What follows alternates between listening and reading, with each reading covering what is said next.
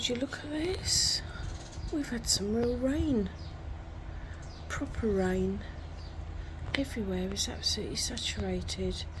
I don't think this garden has seen proper rain since the beginning of May. So it's about 2 months. But if you look at my bench, you can see just how sodden everything is.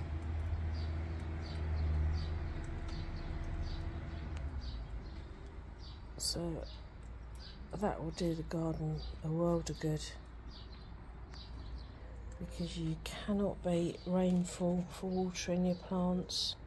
Don't matter how much you use a hose or watering can, it's never the same. Oh, so that's one job less for me to do today. Well, I've been sitting here with a coffee and looking at the broad beans, and to be honest, they've been battered by the wind and the rain we've just had. There doesn't appear to be many new flowers, so I think any beans that are on there now, that's all there is going to be. So I think I'm going to remove the lot and prepare this bed for something else.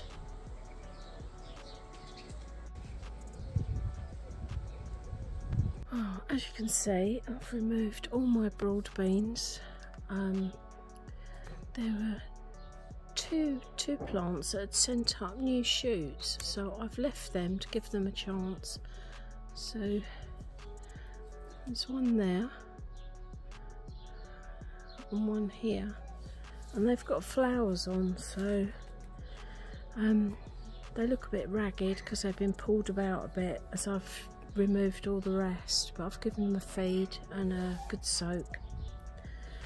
And I managed to, if I put the camera down, I managed to save all of those broad beans, and I've just been outside and I've got 3 sun-gold tomatoes. So yeah, that was a good afternoon's work. So the soil has dropped considerably in this bed, so it needs topping right up, and then I'm going to decide what I'm going to put in there. So since last night I've moved one of these broad beans so they're both together, so if they don't take I can remove them, but that gives me more space to put in something else. I've also put in some more chard along here and one of the purple basil. Now these beans haven't had the same feed that all the others have, and you can see how yellow they are in comparison. So now I can actually get to them. I'm going to give them a good feed.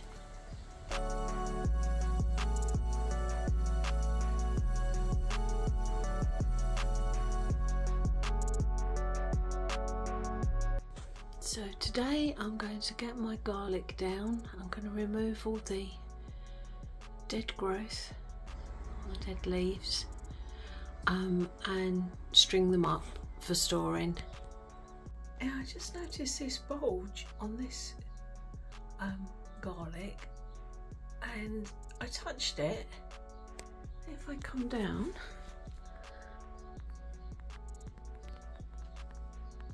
tiny clove fell out, so it looks like it's created its own bulb with individual cloves partway down the stem. How strange is that?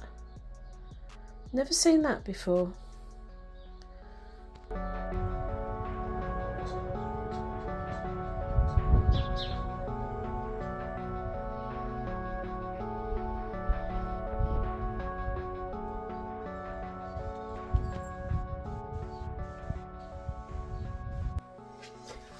I've brought you into my kitchen because I was planning today to get my garlic down that's been curing in the greenhouse. The intention was to have a go at plaiting it. I've strung it many times before but never successfully plaited it, so that was what I wanted to do. Unfortunately, it seems I might have just left them hanging there just a little bit too long. Now they were covered up and in the shade, but I think because of the intense heat that we've had, they've dried a little bit too much. So when I've got them down today, quite a few of them have actually split. So because of that, I won't be platting them, but I thought, right, okay, I'm going to try 3 different ways of preserving or storing them. So I've got my dehydrator out, so I'm going to have a go at making some garlic powder. Now that's a long process because it takes at least 12 hours to dehydrate the flakes, and then once they've cooled down, you then grind them and store them. The next method is the garlic bulbs that are okay. I'm keeping whole, but I'm actually going to try and freeze them whole. And the third method is the bulbs that had split the most. I've separated all the cloves and I'm going to freeze those separately. So let me show you. Okay, so this is what I have. So this is the whole bulbs, and they have been put in a bag, and I've taken out as much air as I possibly can, and they're going to go in the freezer as they are. I'm going to lay them flat so that they don't all stick together. Then after a few hours I can take them out and shake them up a bit. But that's the first method. So these are a couple of the cloves that have actually split, and the worst ones I've already separated. They're in here. And then I've got one bulb which is pretty much intact, but I'm going to put that in the fridge because that's going to be used this week. I find if you take the top and the tail off, it makes it easier to peel, because after a while, not only is it a bit tricky, but you get very, very sticky fingers.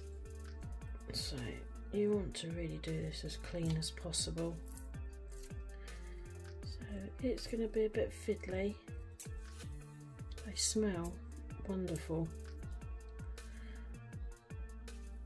And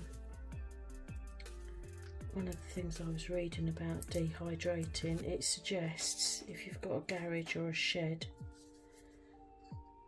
put the dehydrator out, because it's going to take 12 hours and the smell is going to permeate the house and it's going to cling for a long time. So yeah, mine's going in the shed. Okay, so I've peeled all of those, I've sealed the bag, got as much air out as I possibly can, I've flattened it, and I'm going to put that and that in the freezer now. I've now got to peel all of these and slice them for the dehydrator, so that's my next job. Okay, so these are the last cloves that I've peeled. Now the whole job from start to finish has taken me an hour and a half. So it's not an hour and a half just for this little batch, it's the ones that are already in the freezer. So these now I'm going to slice them. I'm then going to put them on the dehydrator tray, and then they're going in the dehydrator. But that is going to go in the shed because of the smell. So I'll show you the next stage. Alright, so they're all sliced. So I'm going to put them in my dehydrator, and that's going on for 12 hours.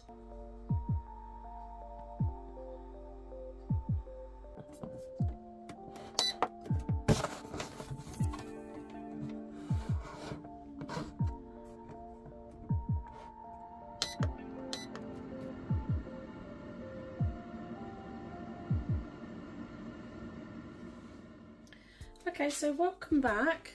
Yesterday you saw me preparing all my garlic. These are the dried flakes that they took. They did take 12 hours in the dehydrator. So they've cooled right down now, and you can hear that they're dry. So I'm going to put them in the grinder, and hopefully we will end up with garlic powder. Right, here we go.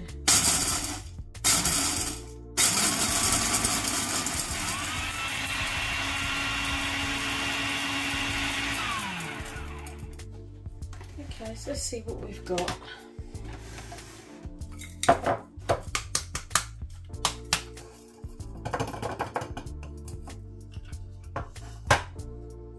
Oh yes, look at that. So I'm quite pleased with that. I could do with a little glass jar, but for now this little takeaway pot will do. So there you have it. That is my homemade garlic powder.